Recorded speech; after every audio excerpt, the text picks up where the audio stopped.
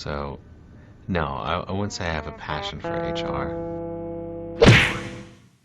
Welcome back to Human Resources for the People. It's a human capital revolution. Today I'm going to be answering Ask HR questions because I'm band part, I think, 400. I don't know. I've been doing this for a while on this channel. I go to the Ask HR subreddit, review different questions that people have, and then discuss my response. We've got a question from California about a company closing down and some strange behavior.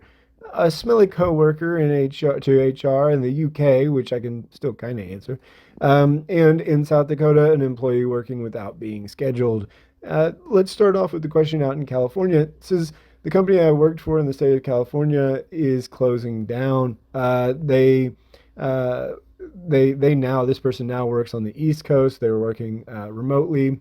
And a coworker who worked there said that they brought everyone down to the work site, the cafeteria, told them that they would close the start of 2024. A few people would work at a sister company in another city, and there were two armed guards there.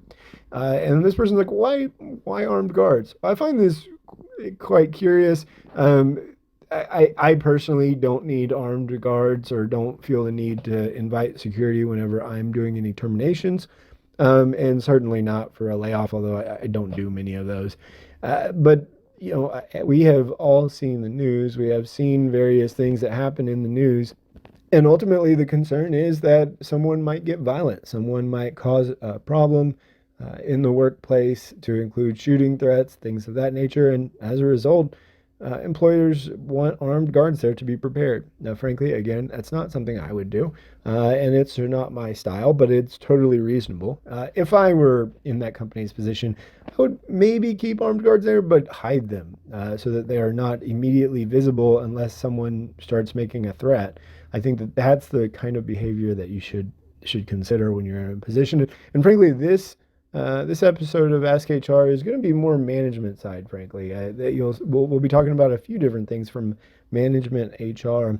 Next one up is out of the United Kingdom. And it says, should I report a smelly coworker to human resources? It says, am I allowed to report them? Well, anyone's allowed to do anything. Is it a great idea? Yeah. I think that if it makes it difficult to work and you're not being a rude person, but just simply concerned and maybe the smell is overpowering, you should report it to human resources. I go back and forth. Do I think that employee managers are often good enough to do it themselves? Yeah. And I would frankly prefer people managers to have these discussions with employees. We're not, the breath, the people who control people's breath or something, the breath police, right? But oftentimes I've taken on this role. It was uncomfortable the first couple of times that it happened, but I'm quickly used to it, and it's totally reasonable now for myself to be involved in these sort of discussions, and I'm perfectly comfortable. So of course, for all you who have a smelly coworker, you can absolutely tell HR. Definitely, feel out the environment in the workplace, but that would be the path I would take. Next up is an employee worked without being scheduled. They want overtime. This person has a small company, just a couple employees. They're still working through managing. And the employee went into the shop on Sunday to get a head start of the week. And as a result, they put on 50 hours total, 10 hours of OT. And the question is, I'm obligated to give them overtime pay for that, right? I'm not going to not pay them for the hours worked, but paying an extra $150 for non-urgent, non-billable tasks is a bummer.